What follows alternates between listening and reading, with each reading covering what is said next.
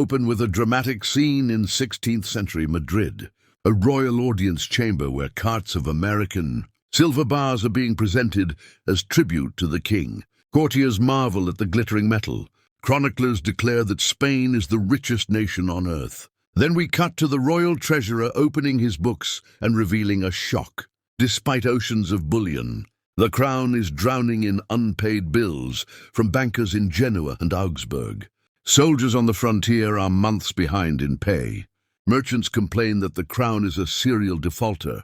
This section frames the central mystery. How can a state that controls the mines of Potosí and Mexico be borderline bankrupt? We hint that the answer lies not in how much gold Spain had, but in what it did with it, and what it stopped doing once the treasure fleets began to arrive. Hook FOMO promised to show how too much money can be more dangerous than too little, and how Spain's mistake still haunts modern economies.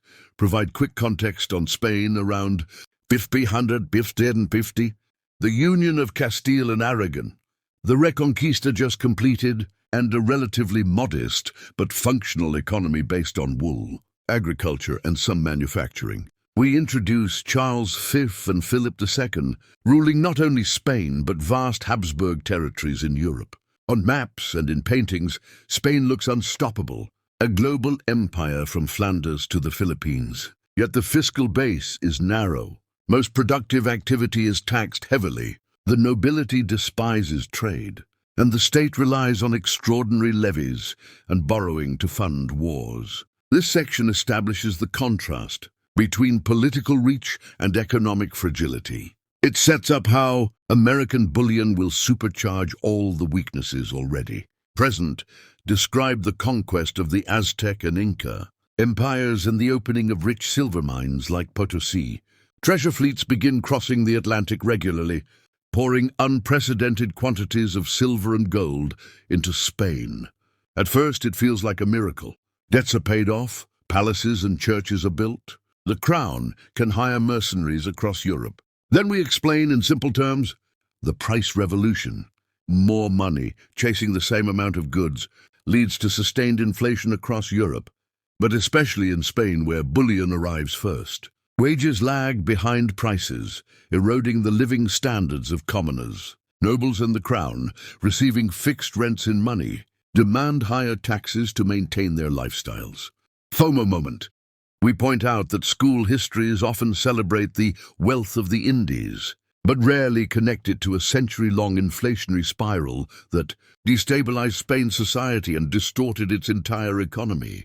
Explore how the flood of bullion changes Spanish behavior. With silver on hand, it becomes easier for the crown to import grain, cloth, and weapons than to nurture domestic industries. Why invest decades in building a textile sector when you can simply buy fine cloth from Flanders with silver from Peru? Artisans and merchants find themselves unable to compete with cheaper, higher quality imports paid for by treasure. Many give up and join the ranks of the idle nobility or the clergy. The social ideal becomes the hidalgo, who despises manual labor and lives off rents or royal favor. We highlight how taxes fall hardest on the productive classes, while nobles remain largely exempt. This double blow, cheap imports plus heavy taxation, hollows out Spain's economic core. Hook FOMO. We tease the parallel with modern resource-cursed countries that neglect education and industry because oil or minerals seem to make work unnecessary. Show how Spanish kings quickly begin spending tomorrow's silver today. Antwerp and Genoese bankers advance huge loans against the expected arrival of treasure fleets, charging high interest and demanding collateral in the form of future tax revenues. Spain fights costly wars in Italy, the Netherlands, and against the Ottoman Empire, paid not from a steady tax base but from speculative future bullion. When fleets are late or captured, the crown cannot meet its obligations and declares bankruptcies, suspensiones de pagos multiple times in the 16th and 17th centuries. Each default raises borrowing costs and hands more leverage to foreign financiers, who insist on controlling customs receipts and other steady income streams. We contrast the image of Spain as independent superpower with the reality of a state increasingly hostage to its creditors. FOMO underlined that most textbooks mention Spanish bankruptcies in passing, but not the deeper lesson that even mountains of gold cannot save a government that treats income like a lottery.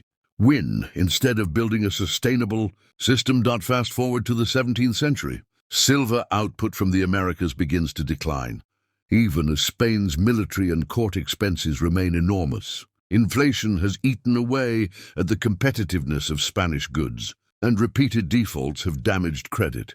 At home, large areas of land are held in mortmain by the church or tied up in noble estates, poorly farmed and undertaxed.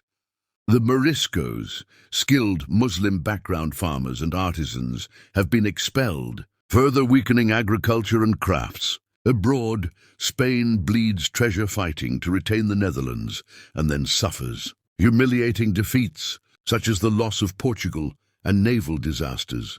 We paint a picture of a state that seems mighty in ceremony but is rotting underneath. Palaces and processions on the surface, unpaid soldiers and ruined peasants beneath. This section sets up the final reckoning, an empire that died of wealth because it never turned that wealth into lasting capacity. Close by, distilling the core lesson, Spain's avalanche of American gold and silver did not create a self-sustaining powerhouse. It subsidized laziness at the top, crushed productive work at the bottom, and locked the state into a cycle of war finance and foreign debt. We draw explicit parallels to modern resource-rich states, where oil or minerals fund imports, patronage, and grand projects while education, industry, and institutions wither. We deliver at least two quotable lines, such as, Spain didn't run out of gold. It ran out of people willing and able to create value without it.